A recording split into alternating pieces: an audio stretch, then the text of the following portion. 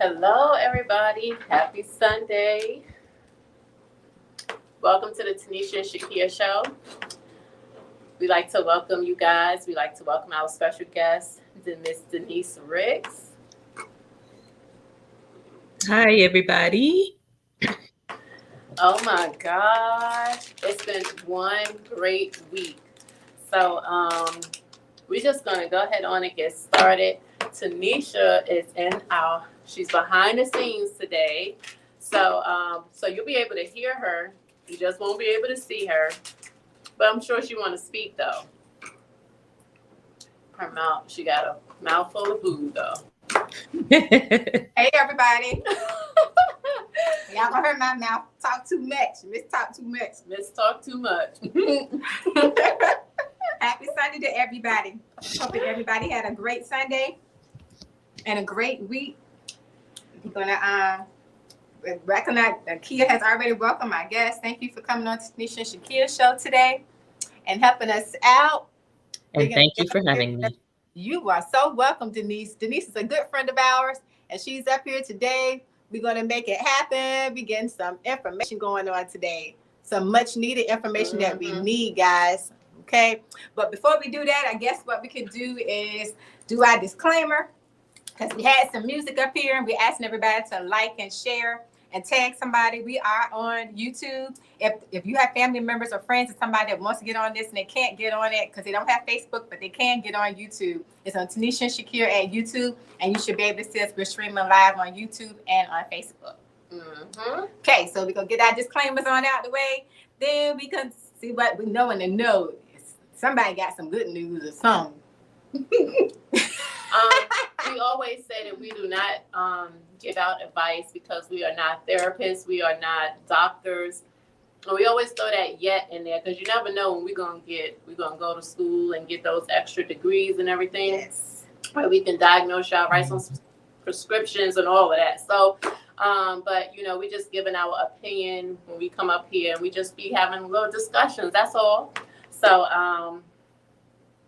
having conversation. All right, so we always just throw that out there, get the disclaimer out there to everybody, and clear that up, okay?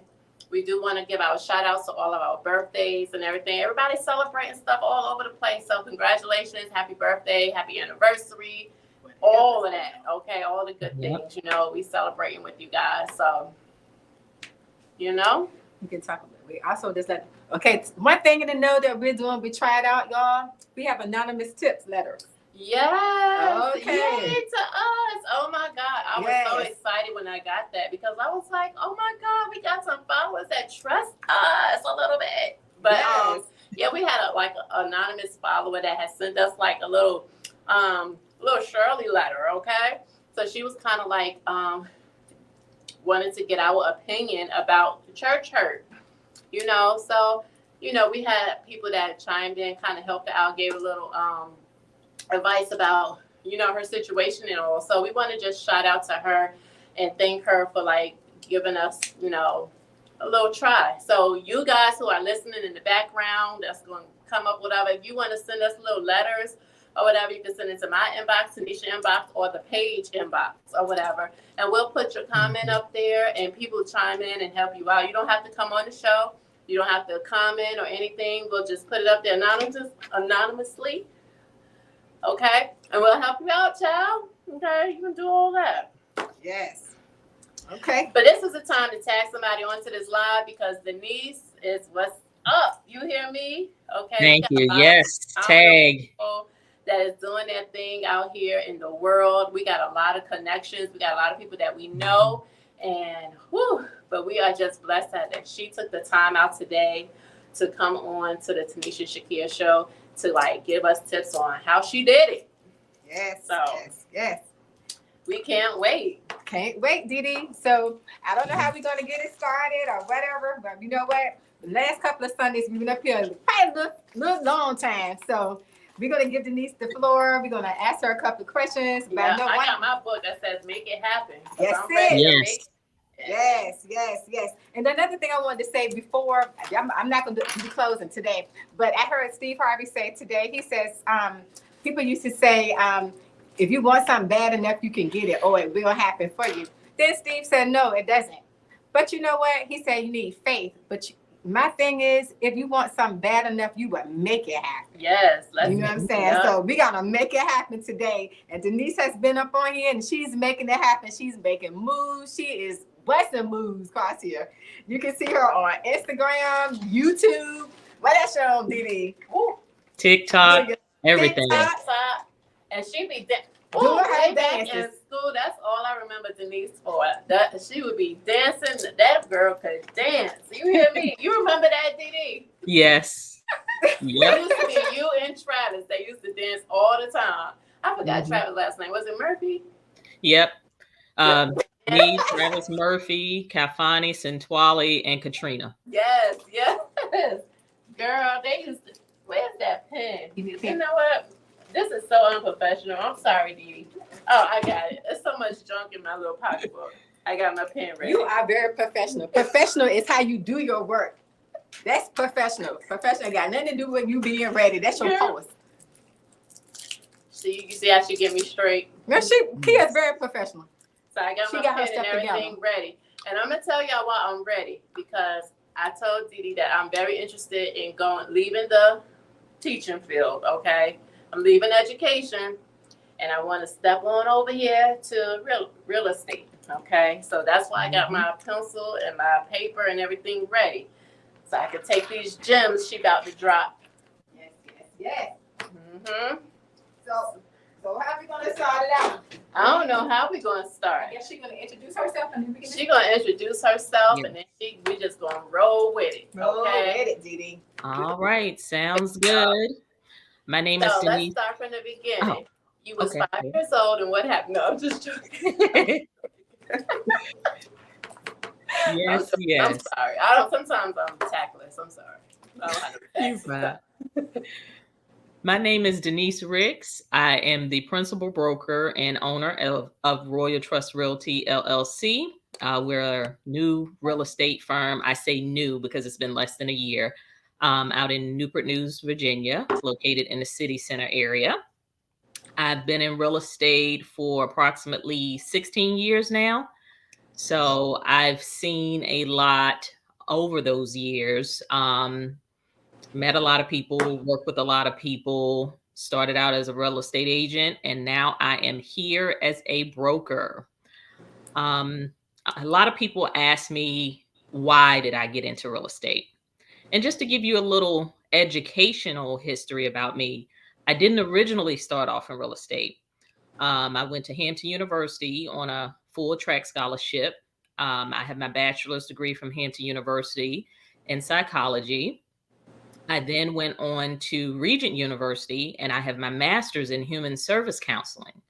So I started out as a mental health provider, in which I'm still currently certified to work with children and adults in the mental health field. And I'm also with a mental health company. Still, I keep my credentials on file to keep them updated. And I serve as a backup person, such as if other professionals, if they go on vacation, I can work with their kids or their adults on their behalf in the field, as well as I did a lot of crisis interventions, your suicides, your runaways, abuse, anything you can think of along the mental health field, which definitely prepared me in life and for real estate. Because in mental health, never a dull day. You never know what you're going to get. And actually, I just finished up with my last client in November of last year. So that would have been November 2021, to completely transition into real estate. And how I got into real estate was when I graduated from Hampton University, it was hard for me to find a job in the mental health field because I didn't have the experience. And I had did internships, but it still didn't help with me getting hired. So I'm like, okay, I have to do something. At the same time, I had a roommate, my good friend Tamika.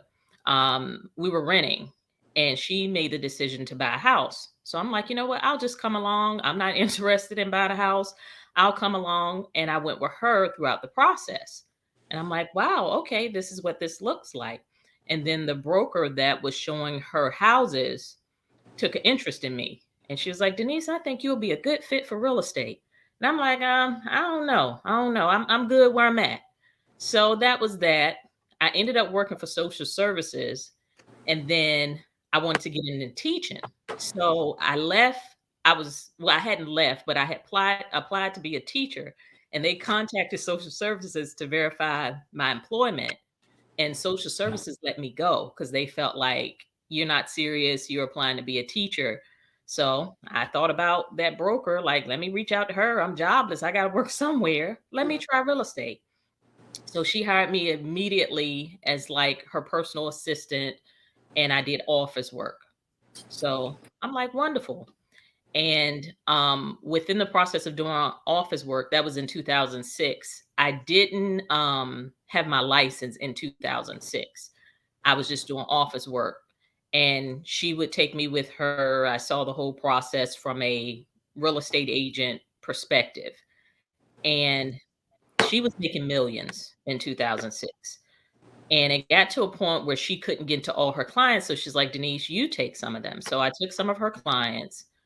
And what happened was when I took them out, like she would take them out to see like 10 houses and they wouldn't make a decision. I would take them out and they would be ready to write a contract that day.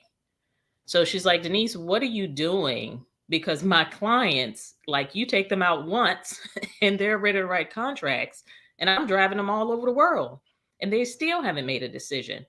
And honestly, my answer was, I'm not doing anything. I just opened the door, let them in. I knew nothing about houses. I would literally stand at the door, let them walk through the house.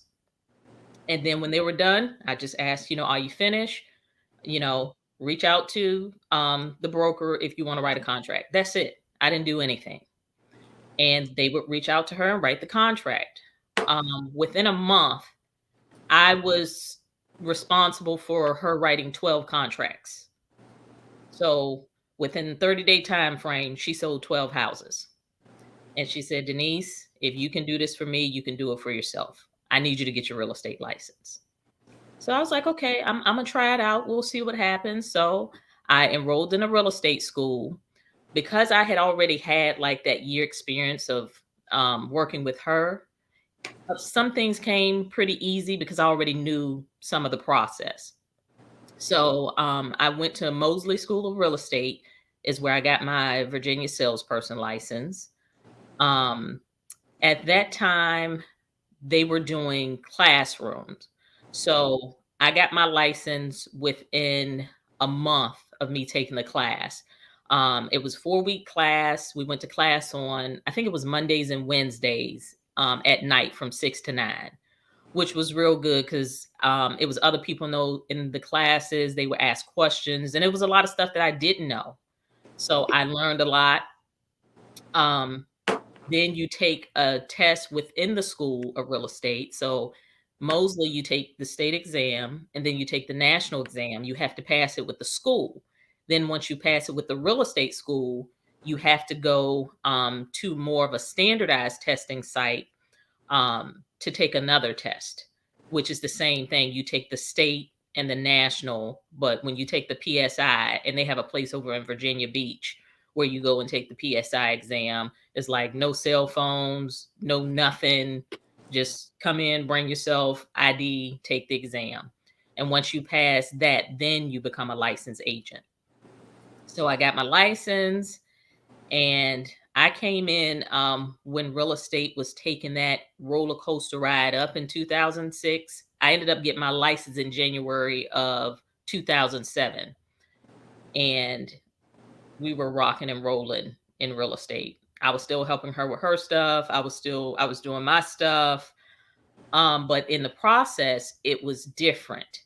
And that was during the time where, we didn't have social media like that. So we were faxing contracts to the point some of them had to be hand delivered, because the more you fax them, the smaller the print would get. So it's like, okay, now I got to bring you this so you're able to read it and it's legible. So we did a lot of driving around, running around, and it was different. And it wasn't like the market is now where you're doing multiple offers. It's like, hey, I got a ton of inventory to choose from. What do I want? where sellers are paying closing costs, home warranties, and everything. So it was just a different time.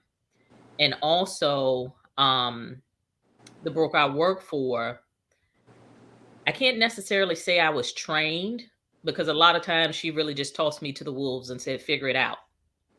But I'm a reader, so I'll read and figure it out. So some days I would sit there and I would read through all of the real estate paperwork. The main contract is 15 pages. And by the time you add on other addendums and forms that are necessary, it might be 25 pages. I read through everything 3 times because I wanted to know it. And I watched her. She was able to read those forms upside down and go in order in a way that people was like, where do I sign? And that's how I want it to be. Not to the point where I just want you to sign because I need you to know what you're signing, but I want to be able to read that contract upside down and be effective in me explaining it to my people, my clients. And that played a major part in real estate for me. And also during that time, I didn't do a lot of marketing. A lot of my people came from referrals. I helped somebody's coworker or mother or aunt or cousin or friend, and people would just refer people to me to the point I didn't need to market, which is, I admit, is kind of like my downfall now to a certain degree, because if I market, I could have more business.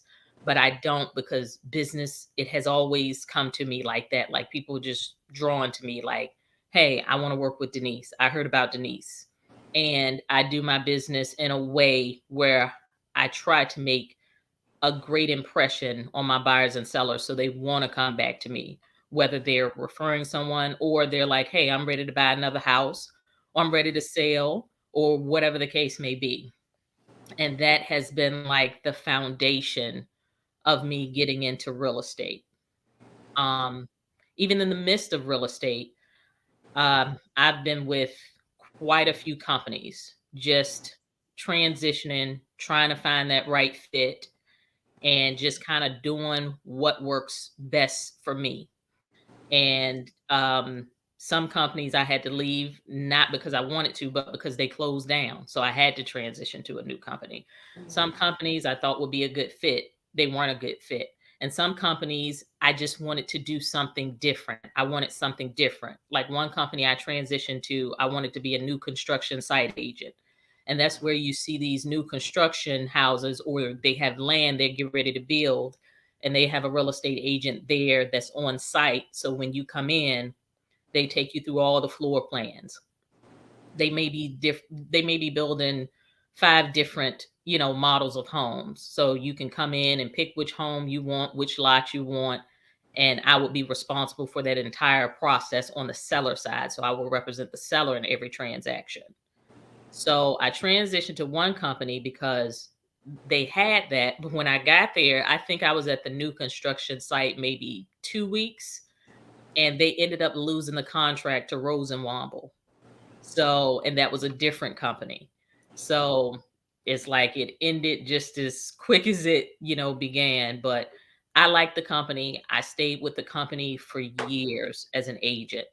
And as an agent with that company, and with most companies, you're an independent contractor. So I pretty much say sometimes it was kind of like a every man for himself. So I wasn't in the office every day. I was mainly in the office when I was turning in paperwork, doing deals, meeting with clients, picking up checks, picking up signs, returning signs, and just all the things that are involved in the process. So, just over the years, I've learned a lot. I made a decision early on that, you know what, at some point, I want to be a broker. I don't know when, but when I feel like I'm ready, I'm going to go ahead and make that happen. So, last year, fast forward, I went to go take my broker's exam. I passed. I became a licensed broker. So, I became a licensed broker with the intentions of working for another company. I really didn't want to work for myself. It's just that you have that comfort zone. Like it's just comfortable to work for other companies. Like the structure is already there, everything you need is already there. You don't have to go that extra mile. You don't have to create your own stuff. It's just, I'm not going to reinvent the wheel if I don't have to. I was complacent and I was comfortable with being complacent. When I got my broker's license, I think I had about 4 different companies reach out to me to say, hey, we see you're a newly licensed broker. We want to meet with you. And I did meet with 3 companies. They interviewed me. They made me offers. Some of the offers were phenomenal. But with that, with those offers come a lot of stipulations too. And it's like, do I want to commit to this? Do I want to commit to these rules? And do I want to get out here and be responsible for recruiting and doing all these other things for these companies that they require? Like, you're not just going to be a broker in this office. You're going to get out here and work. So I thought about it and I prayed about it and, finally made the decision. I'm going to start my own real estate company. And there was a lot of things that I did not have, a lot of things that I did not know in regards to making the business part happen. So I literally, when I say jumped out the window in July of 2021, last year, I jumped out the window with it. My family, my friends were supportive. Other people I knew in real estate were supportive. So they was like, whatever you need, we got you. But me, I struggle with asking. It's like, let me try to figure out if I can learn it on my own, which is not the best method because some things is just not my cup of tea, but you got to be okay with reaching out for help when you need it. So during that time, I had saved up my money from my commissions and I was able to fund my own business. My business is debt free. I don't owe nobody. I'm not paying no loans. I use my own money because I didn't want to be indebted to anybody. I didn't want to owe anybody. And with that, took a strong level of discipline because when you see that money sitting in the bank account, I'm like, whoo, it's a lot of things I can do with this. But, business, that was important. And it's something that I wanted to do.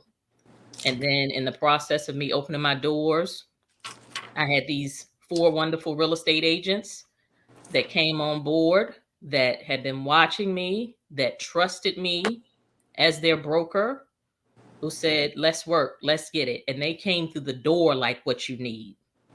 And all 4 of them held me accountable in some way. And I speak volumes.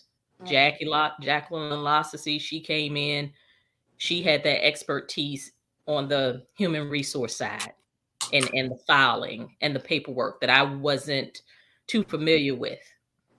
She could come in and get it done. And then we have Donald Sullivan. He came in. He's that logo marketing. Let's get these t-shirts. Let's get this done. And he's that person that makes you think outside of the box, that holds you accountable. And then Justin Boone, he came in. He was very instrumental in helping me with a lot of my clients that I couldn't get to, so I could have that free time to focus on my business. And they felt comfortable with working with him. Even now, some of my clients, they just go directly to him. And I'm like, hey, take that money. That's your business. People work with who they're comfortable with. Mm-hmm. Hey, you take it in stride. And then Sharita Barham, she came in. A lot of people don't know that Sharita's been in real estate longer than me. She has just as much or more knowledge than I have. And there are times I have to call her and say, hey, what is your insight on this? What is your feedback on this? And she'll give me insight on the things that I need. I don't know everything. I don't claim to know everything. But the things that I don't know, I got people I can reach out to and say, hey, what about this? What do you think about that? And I have those connections. And I'm just grateful for my agents because, they came through the door and all of them are hitting home runs right now. And it's about seeing everybody win in real estate. Yeah. So, I praise my agents and I ride for them. And they know if they need anything, they call me. And we work as a team. You don't just get one of us, you get all of us, even if you're dealing with one of us. So if you're dealing with Jackie, you also getting Denise, Justin, Donald, and Sharita. Because if Jackie can't get to you, one of us will. Right. And there's times I have to reach out to them for showings because I'm with someone else, another buyer. I can't get to this buyer the time they need. And I'll pick up that phone. Hey, Justin, can you meet Tom at 6:00 at this property on Hampton Boulevard? Sure. They can do the same thing for me. So we make it happen in every aspect of real estate. Mm. Wow, girl. And you have a phenomenal team. Y'all are so professional. Y'all look good together.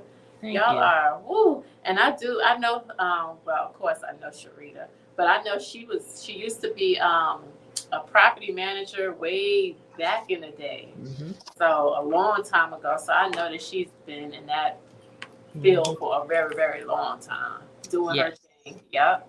Mm-hmm. So I know you are proud of them, and I know that I you guys work together as a team every day, and that is important. That speaks volume when you can say you have team work. You know what I'm saying?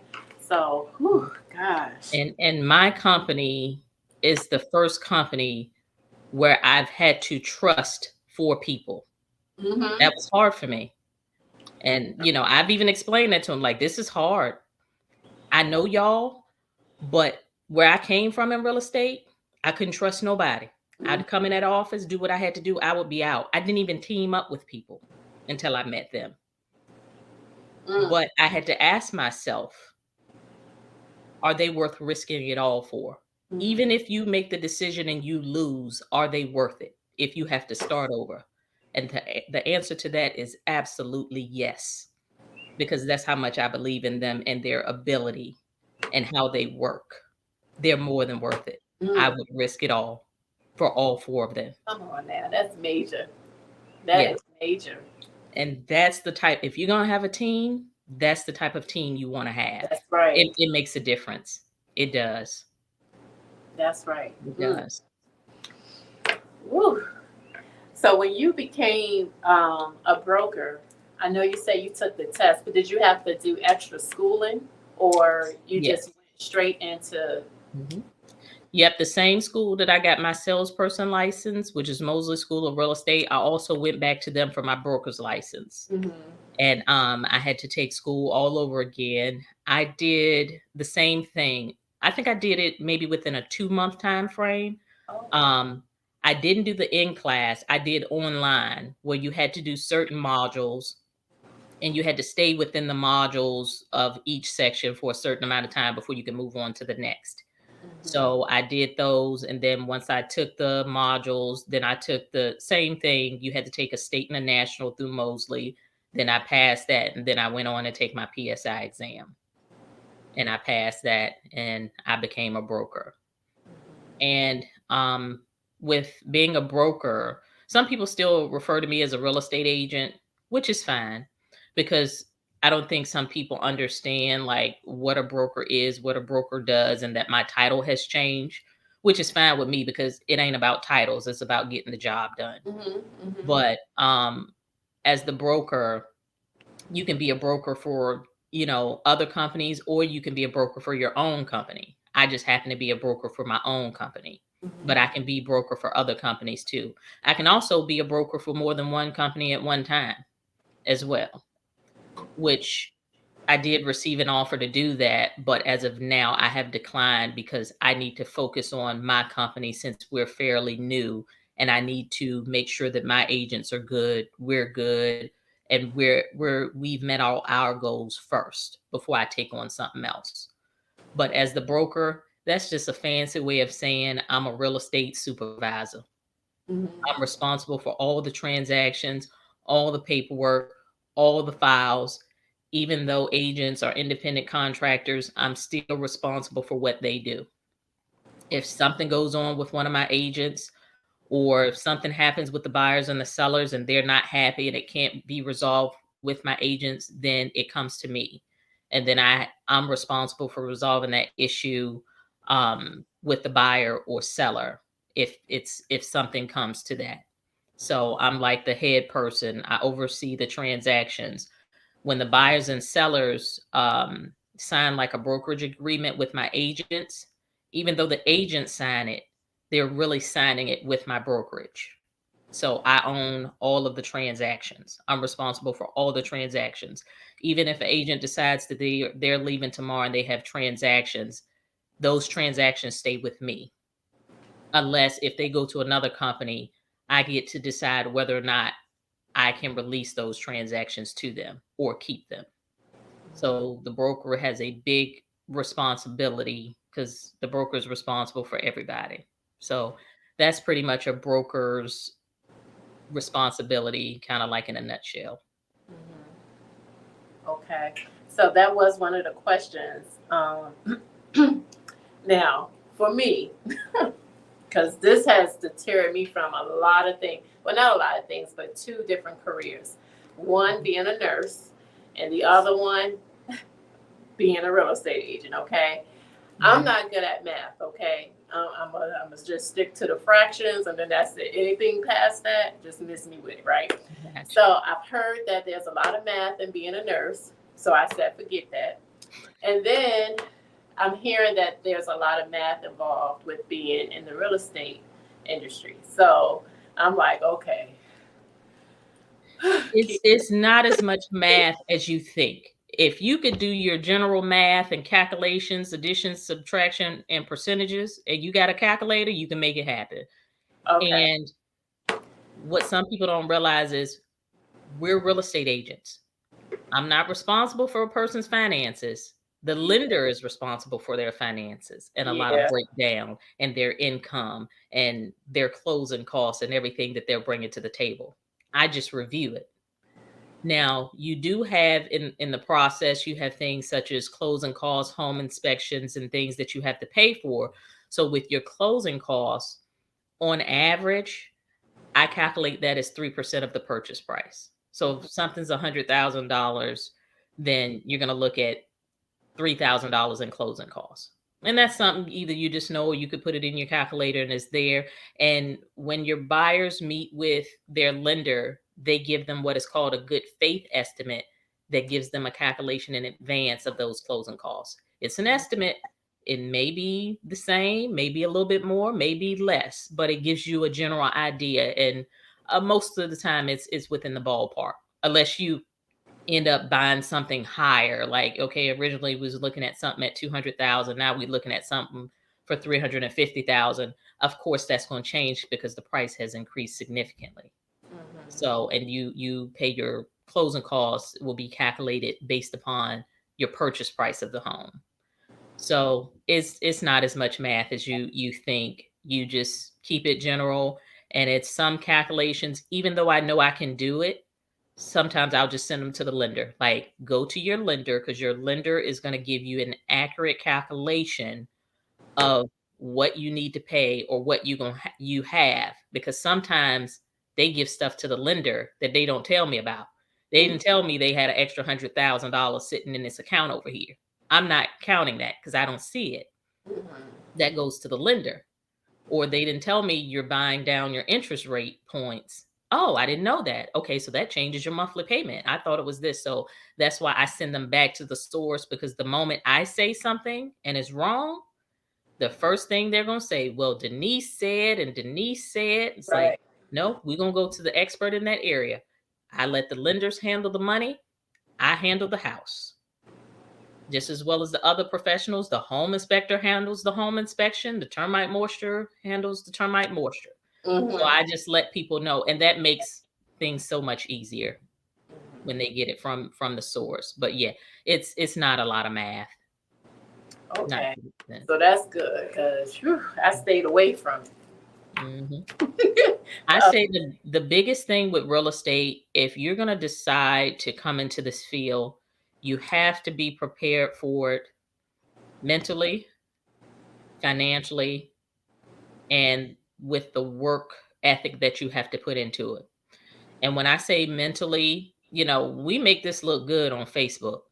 What y'all see is the end result, but y'all have no idea what we go through to get some of these deals closed. You see the end result. We're commissioned.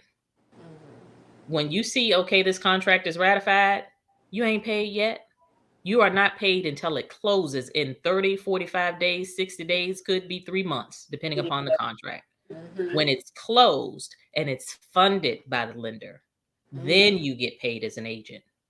What y'all don't see is the ones that don't make it to closing for whatever reason, whether we have to back out because it's home inspection plumbing issues, whether it's termites then ate through the wall and the house is about to collapse, that when you look at the house, you can't even see and tell until the inspection, or somebody decide to go out and buy a $30,000 BMW without telling the lender.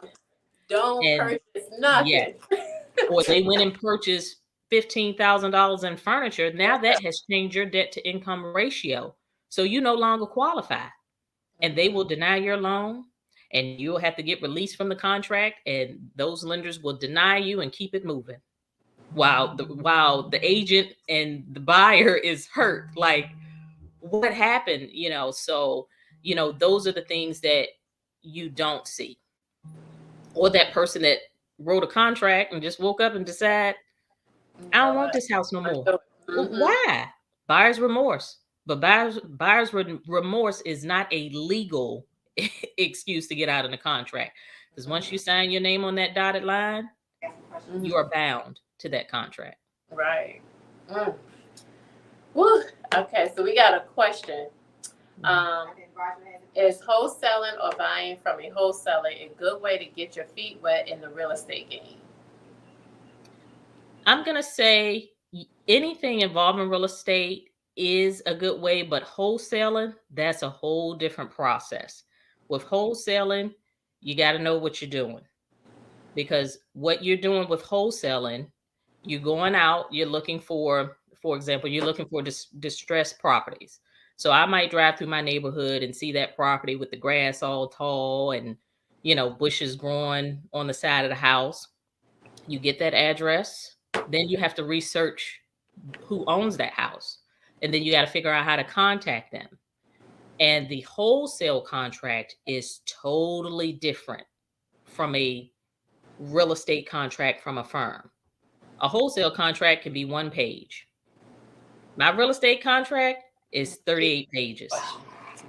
So big difference. 1 page, 38 pages. And I have also, dipped into the wholesaling, but my challenge is I'm used to the 38-page contract that covers everything. So when you give me that 1 or 2 page wholesale contract, I feel like a whole lot is missing, because I always like to make sure I'm covered legally. But with wholesaling, definitely, it is a good way. You can make money. You can make quick money. You can find a house you could close. If you got cash buyers, it could close within 2 weeks.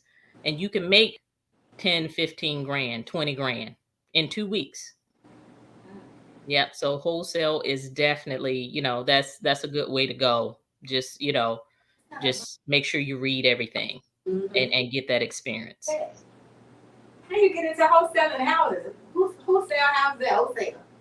She said, how do you get into it? How can you get into wholesaling houses? With getting into wholesaling, that's just pretty much a decision you make on your own. Some people start on their own. Some people seek out like a wholesale mentor, meaning it's somebody that's already doing it and have sold multiple houses, and they kind of walk with them through the process. And some of the mentors, what they'll do, they'll charge you a fee to kind of walk you through the process to mentor you, whether it's a home that they're doing or if you find one on your own where they're able to get the deal.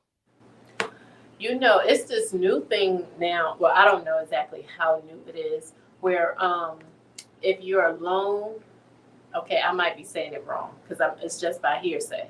Mm-hmm.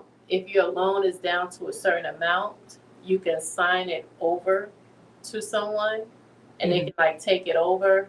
Am I saying it correctly? Yes, that's different. That's where someone assumes your loan. Mm-hmm. Okay, that just started what, the past couple of years? Oh, okay. It's always been in the process. It's just a matter of depending upon who's holding that loan.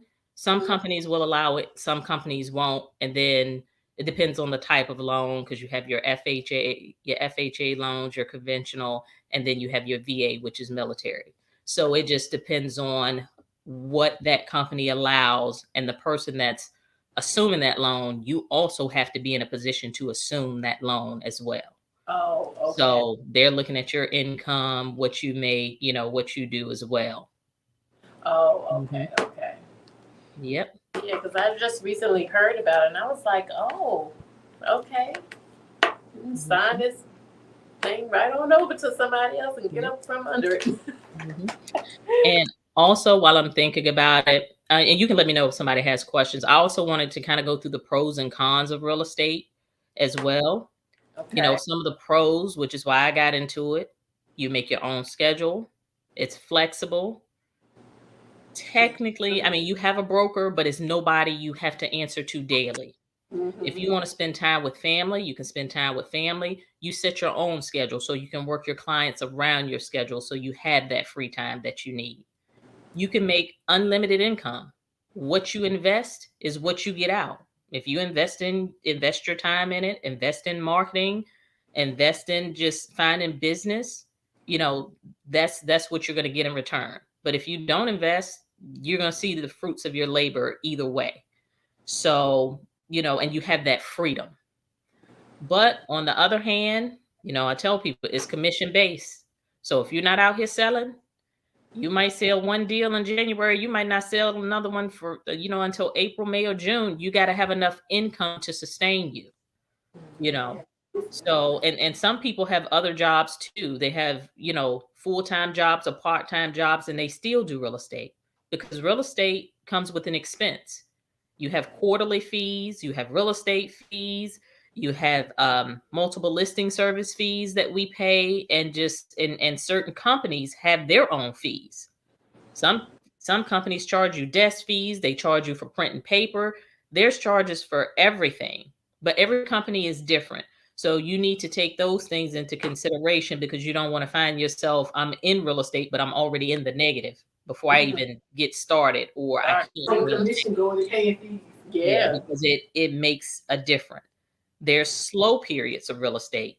I might be blazing in January. Two months later, I'm not doing nothing. But you got to be a good steward over your money and budget it out. So I know from those sales in January, my bills are paid through, June, July, which gives me time to work it, to make sure I'm in a good position to maintain. Or you might be that agent. I mean, you could sell $1 million house or $2 million homes, and you might be set for the rest of the year. And you may not sell any more houses. Not saying you want to stop at that, but that's the reality. Like I made enough in 1 month to pay off everything I need for the rest of the year if I don't do nothing else. But you got to have good money management skills, as well as time management skills as well. And I said in my work ethic, I take a quote from my late coach at Hampton University. This always stuck in my head because she always drilled in me about being on time. And she used to say, Denise, to be early is to be on time. To be on time is to be late. To be late is unacceptable. So I always make sure I'm on time, and my clients love that. Even if they're late, it doesn't matter. I'm on time. And if I'm late, it's because of a real severe emergency. But I'm gonna say 9 times out of 10, I'm on time. And people love it, how you work, what you do. So, if you're going to get in this real estate field, you're going to have good money management skills, good time management skills. It takes a lot of balance. And it might look good on Facebook, but it's a process behind the scenes because I be writing contracts at 10 and 11 o'clock at night. As a matter of fact, as soon as I get off this podcast, I have to go and show a house to a client that is eagerly waiting. She's like, I'll wait till you're done. Oh, that's exciting. Yep. So I'll be changing clothes and I'm out the door. Yep. So it's a process, but you make your own schedule. I just choose to be available for my clients. I could have easily told her, nope, I'm not available. I'll show it to you tomorrow. But this is a house in a neighborhood that on the waterfront that we have been looking for a while. So I'm not going to let her miss this opportunity. And as long as it's not dark outside, because I don't show houses in the dark, but as long as we got light, we're going to see it. And that's just for safety purposes. Yeah, right. So, Yeah. So I make it happen. And if she wants to write a contract tonight, guess what? I already got templates. I just fill in the blanks. We're gonna write a contract tonight. Let's write it. Yeah. That's She just must how want, I work. must want it. Yes. And people appreciate that. That's right. You're right, Keisha. It takes a lot of discipline. It's going to take a lot of discipline for me to implement what you just said. Mm-hmm. You know, to be on time. Mm-hmm. I got to be on time. I'm going to implement that starting tomorrow. Yes. And also remembering you're a coordinator too. So it's your brokerage, it's title companies, it's home inspectors, termite moistures, lenders. There are other inspectors and people that may be involved, contractors, or if it's a water issue, water mitigation teams. Like it's endless. Foundation teams, if it's a foundation issue, it's so many people involved. So you have to communicate. That's very important with everybody. You got to stay in constant communication. And, some things you have to wait, but if there's something you can do now, it's like, do it now, call that contractor now, call that home inspector now, do it now, get the answers, and make sure everybody's on board. So it won't hold up the process. Right. Because what we do as brokers or agents can, if we're not doing things in a timely manner, it can hold up closing for our buyers and sellers. And it's like, if it gets held up, it won't be because of Denise. It'll be some other reason, because I make sure I get my paperwork and stuff in on time. Like, I work fast and efficient, and having good work ethic, even when you're working in the midst of people who don't have good work ethic. Right. You got to be assertive. Like, that's what you do, but that's not what we're going to do on my transaction. Hey, I like that. Yeah, you have to have those conversations probably more often than you think. And I even help some other agents on the other side that I know they're new and they don't know what they're doing. So I'll pick up the phone and call them. Hey, pull up the contract. This is where your buyer or seller needs to sign or initial. This is what they need to do. This is what they need to have. Because if I help you, that helps all of us to make this process smoother. Mm-hmm. And some of them are very appreciative, because there are some companies you never get to talk to the broker. You talk to the office manager, but you don't talk to the broker. And if it's a broker issue, I had one person was like, I had to wait 48 hours for a response. I'm like, unacceptable. Not on a pending transaction under me on my watch. The moment you call me, or if I had an office manager and they transferred that to me, we're going to address that immediately, because that holds everybody up, But each company operates different. The way I run mine, my agents know anybody, you can call me directly. Like, what you need, we'll get it done right now. We're not waiting 48 hours. Time is of the essence. These people are making life decisions. Some people are about to be homeless. Some people are homeless, and they need this house and they need it now. So we're not going to lollygag and wait till I'm available. Nah, we getting this done today. So, it's just about how you work. And, I'm a more hands-on broker compared to, some of the bigger firms. Which some of the bigger firms, I get it. When you have big firms, you can't reach out to everybody. You got to put people in place. But, I have a smaller firm. I'm available all the time. And even when I get bigger, I'm still going to be available, because that's just me. I'm a teacher. I'm a helper. I'm a trainer at heart. So I love doing that part of helping my company. This is phenomenal. I had asked who's trying to see who question up here. I know she's a single mom, so I was just asking a question about balancing it all together, which it takes a lot. How do you balance it all? How do you balance it all together, Didi? Yeah, as a single parent, some days are better than others, but time management. I make my schedule out daily. I make it out daily. I know what I got to do every day. And I have a babysitter that is phenomenal. Phenomenal. And probably phenomenal is even an understatement. So whether I need to drop my baby off at 6 a.m. or pick her up at 9 p.m., she got her. So it's a lot of people behind the scenes that take credit that you don't see as well.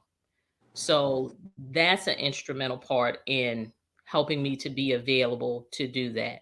And I just kind of set my schedule based around that time. Or if I have something, if my daughter has an appointment at 10 a.m. on Wednesday, I know all of my real estate appointments are probably going to be afternoon. So I just work it into the schedule, which is all a part of that flexible schedule. You work around any and everything. And it just makes it so much easier because I don't have to put in a work request. I don't have to say, hey, can I have Wednesday off at 10 a.m. to take my doctor to an appointment? I just schedule it. I don't have to answer to anybody. And that stemmed back from, like, my mom, she had breast cancer. She's had 4 brain surgeries. So before my daughter was born, that was another reason I kind of got into real estate, because we had to do radiation, chemo, blood work on a continuous basis, PCPs, oncologists, neurologists, specialists. And it got to a point, the company's like, okay, you can't keep taking all this time off. And nobody told me about, I don't know if it was like FMLA or what it is where you can take that time off. I didn't know about that. So I'm like, I got to quit work. I got bills to pay. And I just was like, you know what? I'm going to do real estate because I'm getting tired of having to ask permission to take my mom to an appointment. I don't need nobody's permission. And I'm not going to be stressed because I have to decide whether or not I have to work or take her to an appointment. But I need to work because I need to make sure she's taken care of too, and myself. So that was a big motivating factor. So to this day, for the past 20 years, because her issues started before I got in real estate, yeah, I take her wherever she needs to go. I don't answer to anybody. And that's why I never got another 9 to 5. I refuse. And for her sake. And I love it. And that's major, to be able to love what you do. Mm-hmm. Now that's another thing. Loving what you do. Mm-hmm. Yeah. Having flexibility, don't have to answer to nobody but yourself. It's about and you can exercise all of your gifts. You still have that teacher mentality. You still working in mental health. You exercising all of your gifts still in real estate. Mm-hmm. So, Literally. Yeah. And people don't know, sometimes I deal with more mental health people in real estate than I did in mental health. Yeah. And some people are undiagnosed. Oh, you thinking you can ready sign stuff and they just breaking down and you like, what's wrong with you? Yes, I've had a lot of people, some of them I could see it. So the blessing in that is because I've already had that experience, I knew how to work with them. Yeah. And they was like, nobody can work with them. Watch this. Because see, you're looking at it from a general perspective, but I know how to talk to them from their mental health perspective, even though they're undiagnosed. Right. And I know how to communicate with them to the point where they're comfortable. Now, this doesn't happen all the time, but it is quite a few people that I've worked with in real estate. And if you didn't recognize it, you'd be arguing with them all day. They'd never buy a house, or they'd buy everything. Or they'd be in a position to get something that just because you qualify for it, don't mean you can afford it. Yeah. That's another thing in real estate. Right. You might qualify for a $500,000 house, but you can only afford a $300,000 house. So guess what? We're going to look at a $300,000 house. Yeah. And you really got to sit them down and talk to them. Like, baby, now, come on. Not only the part that you can't afford the house, do you want to afford that payment that you got to pay on the house? That's the thing. Exactly. Yeah. And I ask people up front, like, what payment are you comfortable with?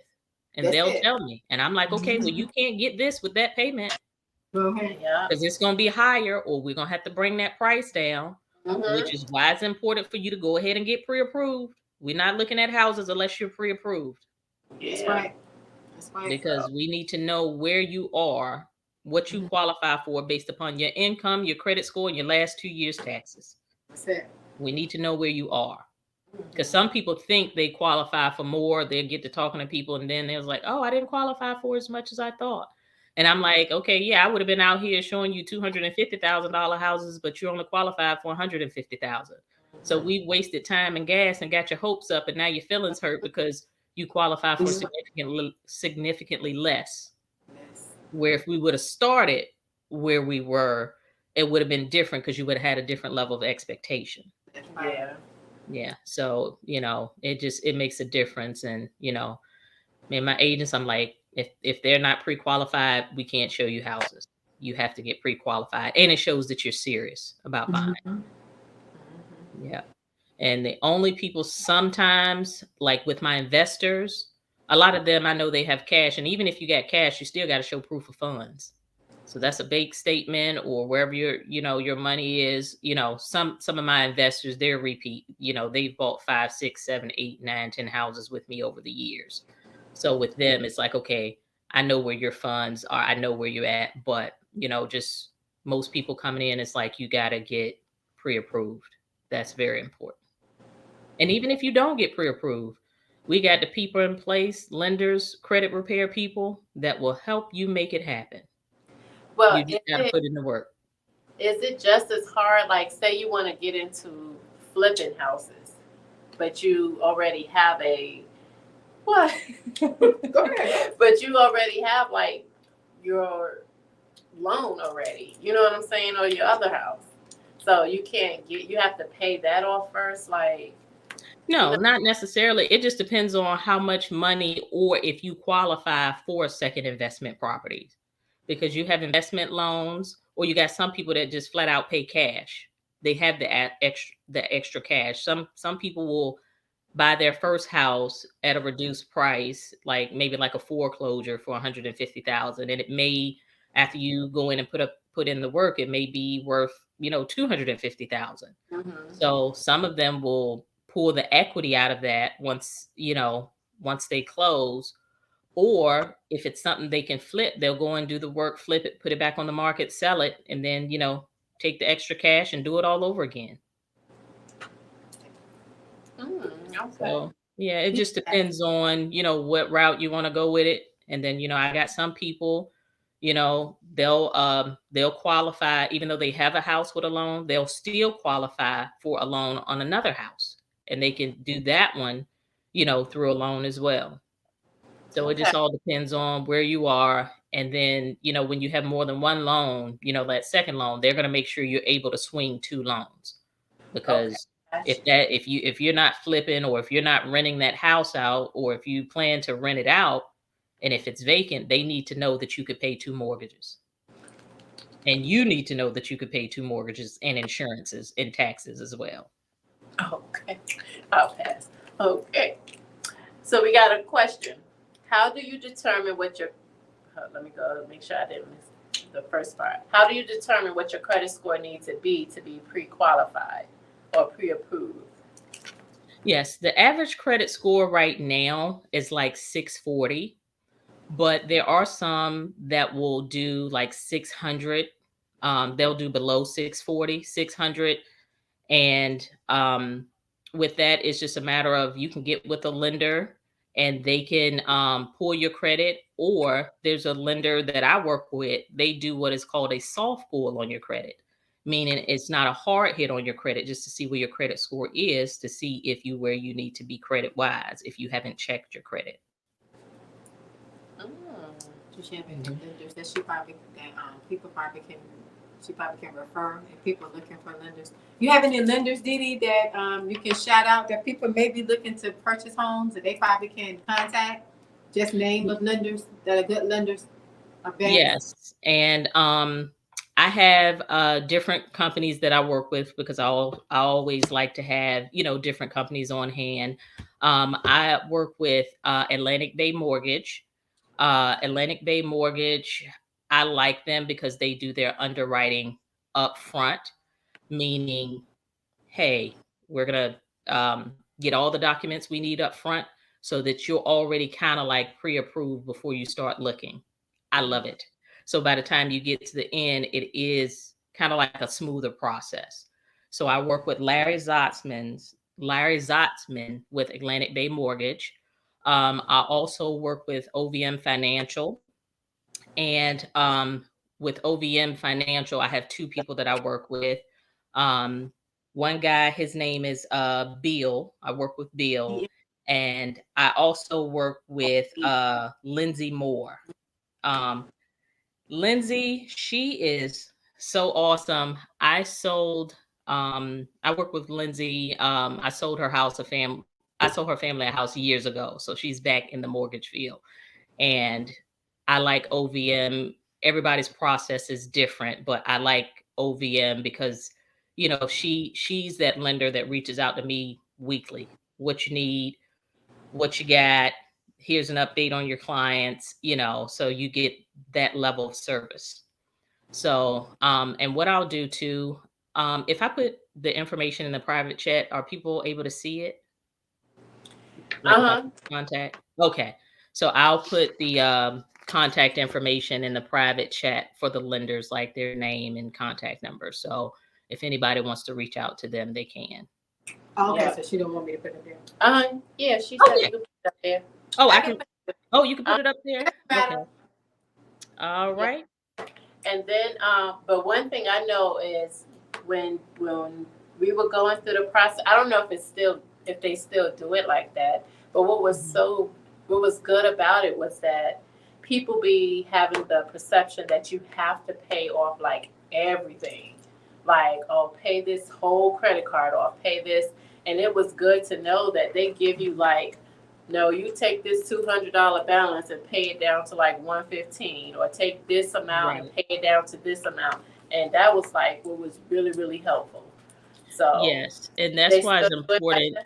Yeah, that's why it's important to get with the lender, because when they pull your credit, they'll tell you what you need to do and what you don't need to do, because there's some things that you don't need to pay off because it'll bring the account current, and it'll help you in a negative way and drop your credit score because it's brought current when you just don't need to touch it.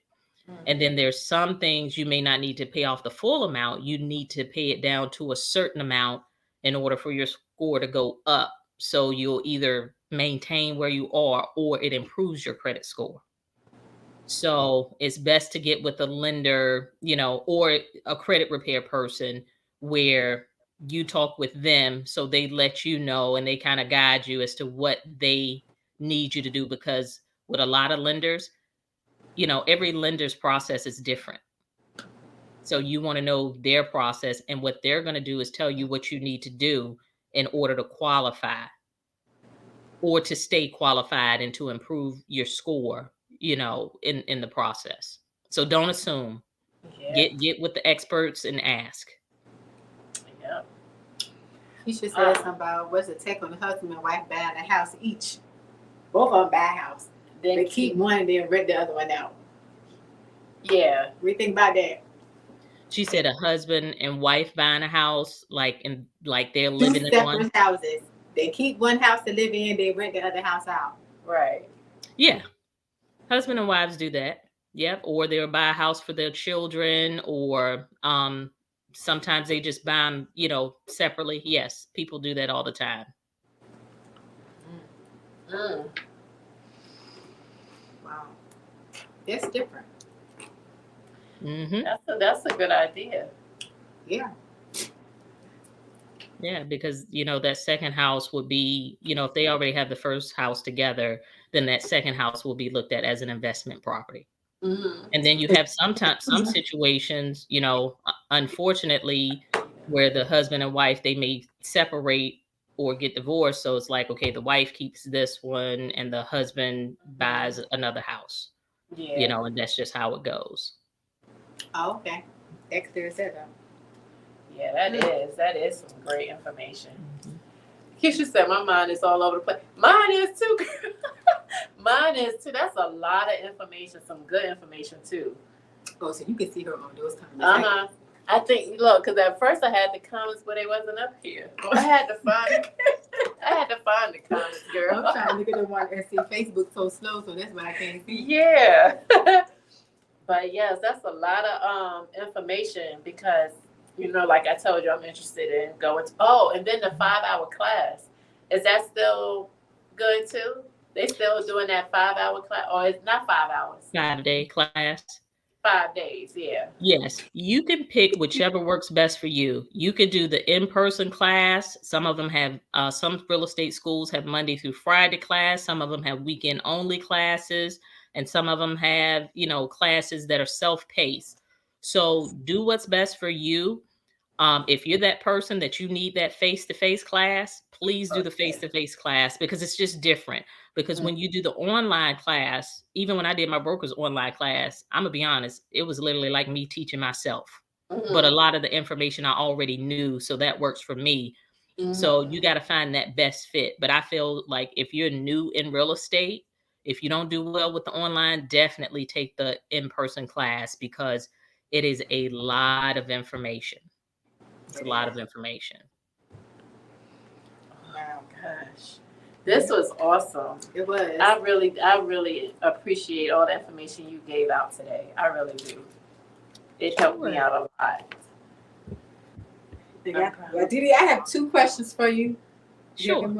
Nope. All of my questions was answered. I had like maybe 6 questions, but you answered it all in that first spill you did. Oh, so wow. I was like, okay, good. I'm good. Okay, but the 2 questions I have for you are, what other resources you think would be a good tool that we can use, because the home buying process now is so different because the market is so fluctuating so rapidly. And like you said, some people are looking to buy homes. Some people are probably going to be losing homes due to their jobs or something. What would be some good marketing tools, or not marketing tools, but good resource tools that we can let people know to try to get themselves in line, whether they're trying to buy a house now or later?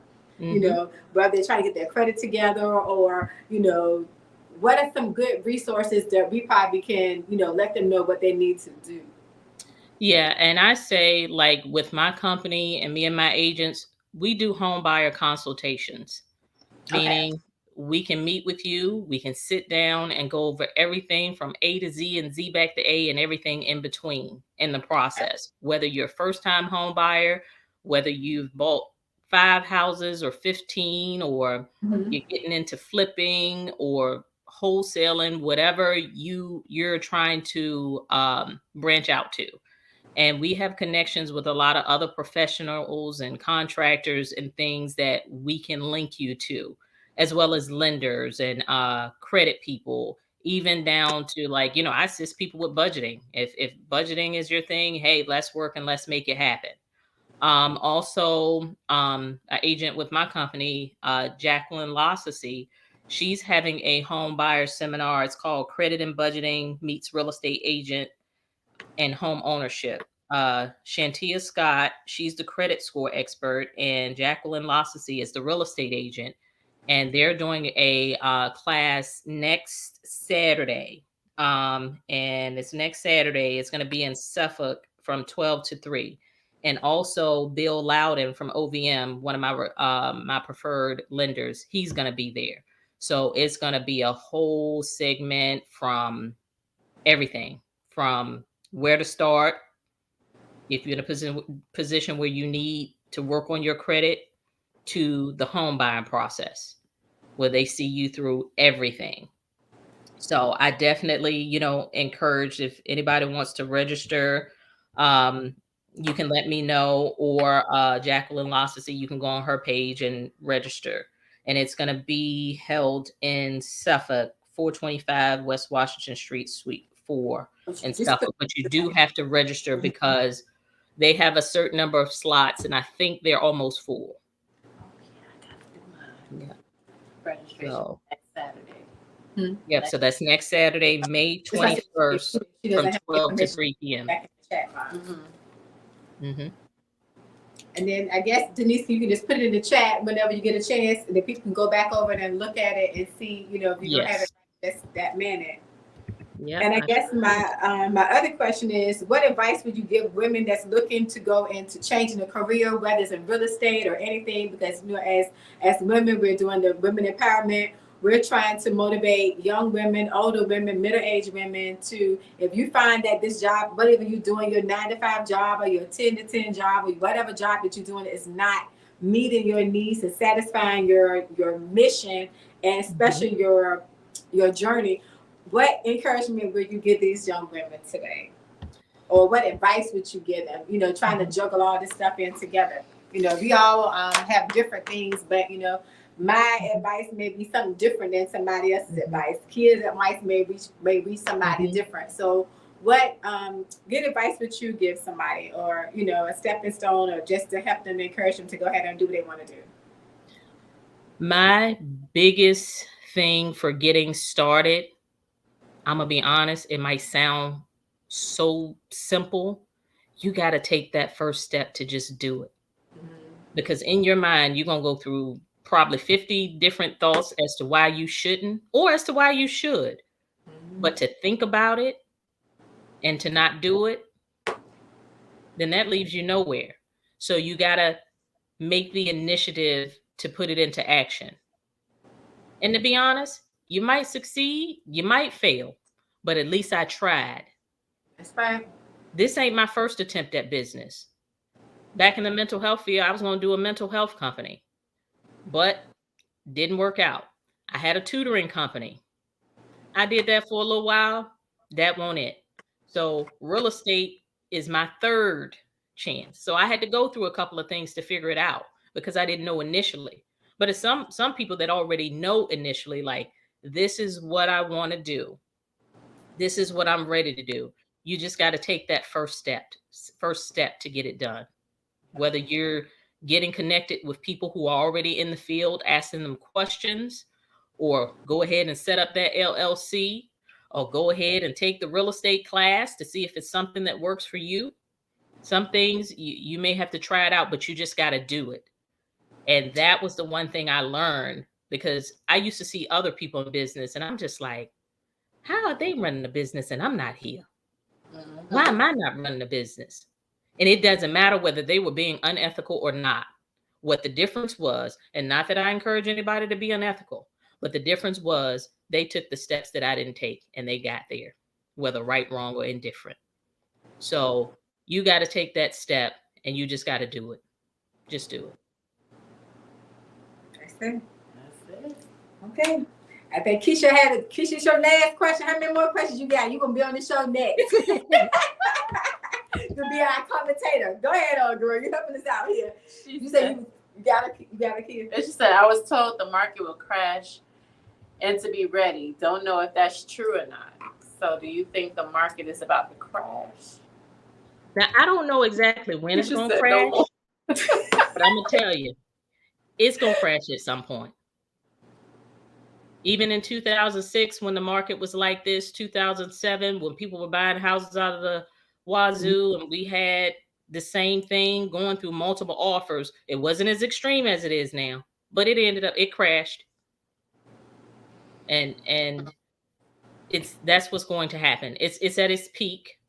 And I'm starting to see it stable out and slow down a little bit. Houses that were usually gone within an hour, they're staying on the market a little bit longer, so we have a greater chance of getting it now with my buyers. But yes, it's gonna crash. And you know, sometimes, you know, some people are frustrated that they have to wait a little longer to get a house, but it's okay if you have to wait. It's okay if you catch that market, you know, when it's on the way down, because that $250,000, that house that you might want right now might drop down to $180,000. You'd have saved yourself $70,000 because you caught it in that market going down. Yeah. You just got to be patient. But most people have that instant gratification. I want it and I want it now. Me, I'll wait. Get my money's worth.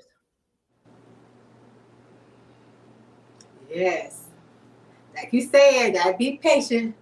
I've been looking for a house for so long. Yes, be patient. It's coming. It's coming. When is it my turn? She's been waiting for so long. She's been rocking like Sophia.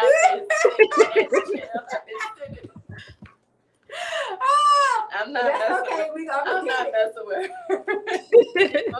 She's gonna get it. So Keith said that she's trying to get ready. That's why she's asking her questions. That's exactly right. That's right. Me too. Ask questions. Yes. So that's why I we appreciate your questions, Keisha. A lot of people up here want to ask questions, but they are afraid to. You know what I'm saying? So you asking questions and clearing up stuff for people they don't want to ask. They even more afraid now because Tanisha don't want them to ask the question. Stop. They can ask whatever they want to. Y'all ask me questions. You better ask by somebody. Yes, ask the questions. Hey, that's why I'm here. That's why she up here. She asked the questions for us. Yep. So we're gonna get this stuff together. Everybody, if you look in the buy house, find out where you can get those tools from. Get your credit straight. To get you a mortgage counselor or a real estate counselor to help you with your home buying process to make sure your stuff is in line. Because, like she said, if you don't know how much you qualify for, you just buy around for nothing. Yeah. Buy around, you know you can't afford no $400,000 house, but you want to go in there anyway. I don't even go there. I just buy around back because I don't want to pay that much money. Yeah. I mean, I do that. I do that when I go in the Coach store. I know I ain't paying $400 for nobody, anyway. But I'm gonna go in there and look at it. I mean, hey, but that's the only thing different than you saying. You ain't got those that said you got $400,000. You ain't going. Everybody likes the window shop. They window shop, but you want to go inside the house. You gotta look at it online. They gotta look at the kitchen. They gotta look at the walk-in bathrooms and the walk-in closets. Yes. You know, they want to look at how big the bathrooms are. They just want to look.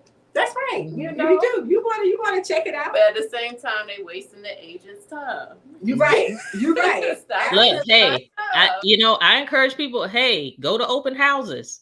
Yeah. That way you can drive yourself, and it's a lot of nice open houses out here too that a lot of agents do. So if you're not at a point where you're like pre-approved and you're ready, that's a way to kind of go and look through the houses, get a feel for it without reaching out to a real estate agent to, because, so you got to be considerate of other people's time too, because, if I'm showing you 10 houses and you're not pre-approved, that's time and gas. And that could take away from my buyers that are pre-approved or my seller that I am representing. And, and it shows that you're serious and you're ready, but hey, do open houses. Yeah. Because you know what, right, Keish? Because you can go in there and you can get ideas. Yeah, you go back to your own house, knock out a wall or two, and take an idea. That's all you got to do. Shoot. That's it. Get an idea from a whole nother house. Yes, you can. Yes. So. Oh, look! Don't let y'all about to let me forget. We got to do this drawing. Did you write down people's names? Oh, Lord, child. We were supposed to write down the names of everybody that's in the live that came in the live. And they commented. How do we see who up here? But the thing was, they had to comment so we'll know who was actually. Yes. Let me try. So we do have everyone that commented. We got in the live that at least said hello or whatever. They still up here. Okay, but we put it in multiple places that they had to stay in the live and that they had to comment. Okay. Okay. So you have to be present in the live in order to win the prize. Okay. So so we really don't have to write the name down. You still want to write the name down, or we could just use the chat? Oh, that's fine. How do you want to do it? Because I got everything right here. So, and whoever wins, I'll make arrangements to get everything to you. And I'll work it around, your schedule. So we got 3 big items. Yes, because we got everybody over here. We have everybody on the live that came in and commented, and it's generated over here on the live. Yeah. Okay. Now, did you want them to pick a number, or you want to pull a name randomly? How you want to do it? Okay, so they can pick a number, and we can put it in the private chat right here. Because only we can see it, right? Okay. So do you want me to go ahead and put the number in the private chat so it'll be there in advance? Yeah, you could do that. Okay. So whoever's up there, they can just say the number. All right. Everybody who's all right. The first giveaway is going to be the crock pot. All right. It's giveaway time. Woo. So we can't play. I need a crock pot right now too. All right. So you think like a number between 1 and 20 is good? All right. Yes. You stay up here and play. All right. Yep. 1 and 20. 1 and 20. All right. I'm about to put the number. I just put the number in the private chat. Okay. Y'all see it? Yep. All right. Y'all go ahead and start guessing. So, and you only get one guess. One guess per item. So pick a number between 1 and 20. A number between 1 and 20. All right. Everybody go.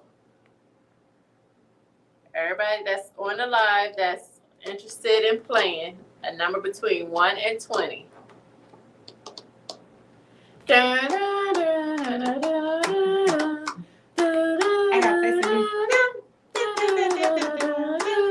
gotta cut this off to do that.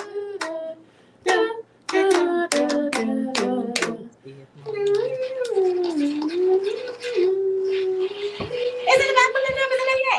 I see the number. Oh, okay. Lighting in the location I'm at. You can't see me on that. All right. Alrighty. So we got a 2, a 5, and a 7. So who's closer? Let's see what the number is. All right. I almost hit end broadcast. Who's closer? You said 2, 5, and 7. Number 7. Number 7. Yeah. Who's number 7? It goes to Keisha. All right. Congratulations, Keisha. The number was 11. All right. So, keep that crock pot, girl, so we come eat with you. enough. So we're going to put congratulations. Yes. All right. Second one. All right, you going to do another number? Yeah, same thing. We're going to do between 1 and 20. Second item is a portable grill. Come on, y'all. That's my grill You want time. to go to the beach? You want to go to the beach and you're like, hey, I want to grill out with my family and my friends. It's light, convenient. My beach time. This is it. Right. So I'm going to pick another number between 1 and 20. I'm about to put it in the private chat, guys. I just sent it in the private chat. All right. We don't have but 2 people up here, so 3 I know people. that's right. Guaranteed win. Hey, on. Guaranteed. Let's go. Let's go.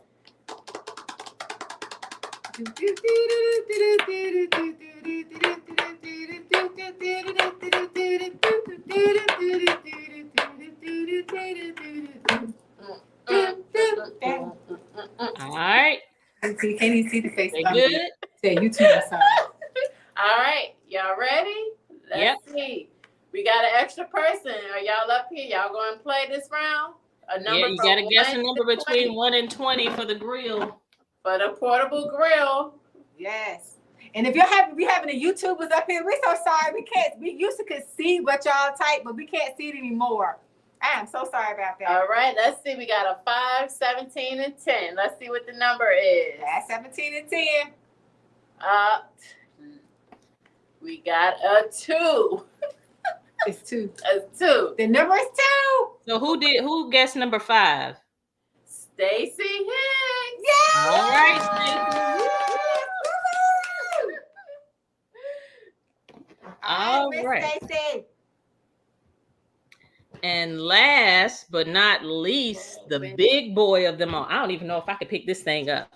This is not your average air fryer. This is a 10-quart air fryer. I don't even own a 10-quart air fryer. I think mine's is 6 quarts, which is sufficient for my All right, now that's a good one. What is it now? All right, yes. Oh my goodness. Come on, let's win this one. Come on there, y'all. All right, this thing weigh more than I do, so I'm gonna sit this right here. You putting out the gift. Yes. So this is the last one. All right, same thing, 1 through 20. Let me pick my number.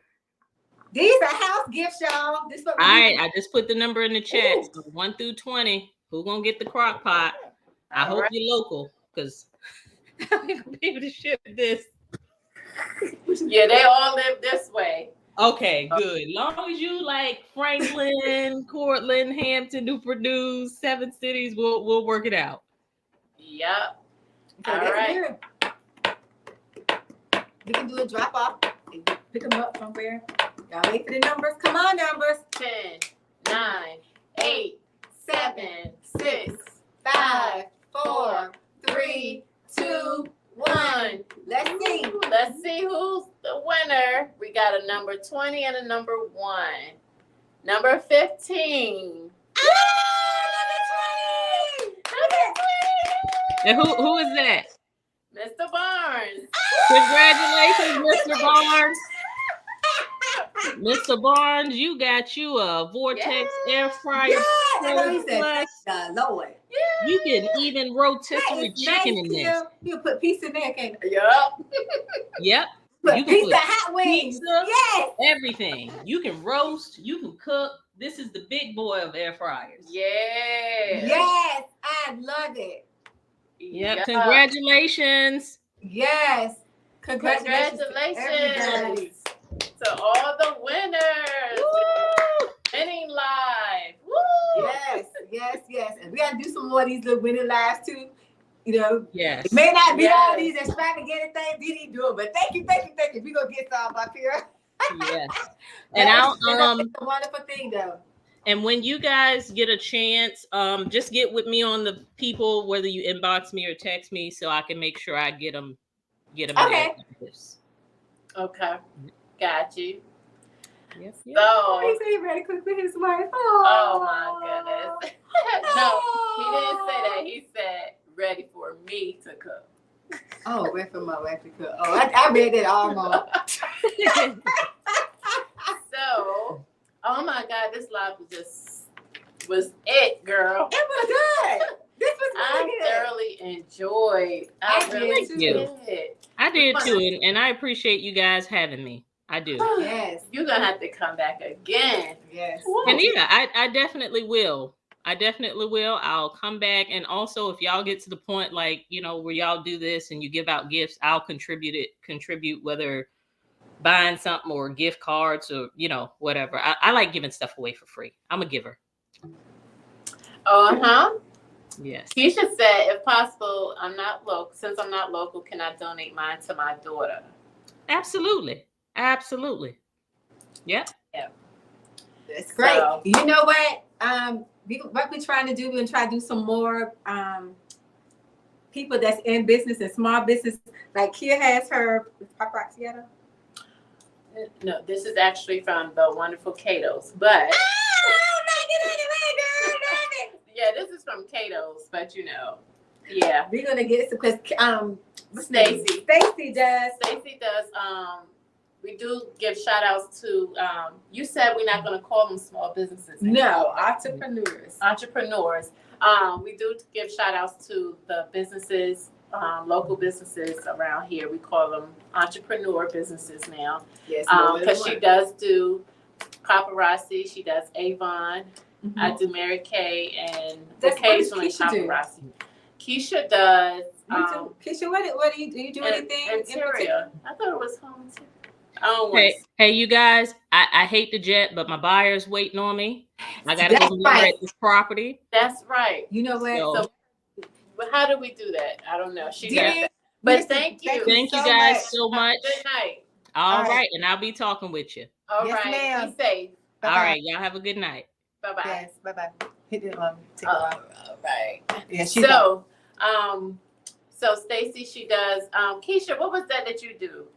Put that. Let us know what it was. I think it was home and homes. Yeah. Stuff. Go ahead.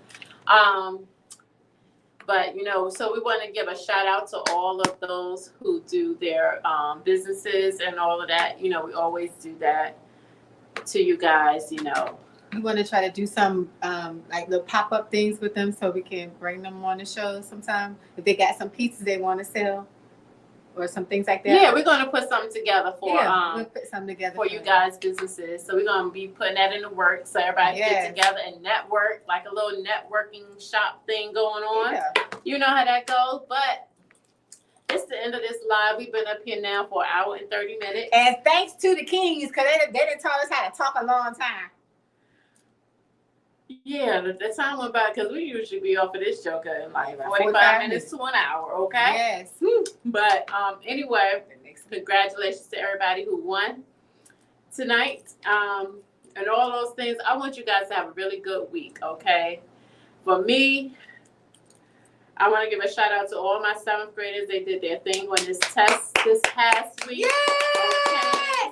Yes! They worked really, really hard. So we get our scores tomorrow. We're going to see how that happened, what they did or whatever. But they really worked hard for me, okay? So I'm waiting to see what the scores look like. But whether they're good, whether they're bad, I know that they worked hard. So this year was a trying year, and I just want to give a shout out to them in advance, okay? Parents, you guys are doing your thing. Continue to do your thing. Continue to support the kids because they are going through a lot, okay?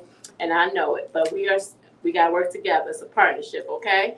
Yes. So with that being said, we got to issue the one for next week. Got to come back next week. But next week, we have Tanya Bishop, okay? Yes. She's going to come on. We are continuing our women empowerment for the month of May. She's coming on next week. She is really going to drive this thing home, okay? Yes. We got another one, Letitia. I always say I want to call her Latoya. Letitia Brown is coming that following Saturday. So we got these women. They are coming out.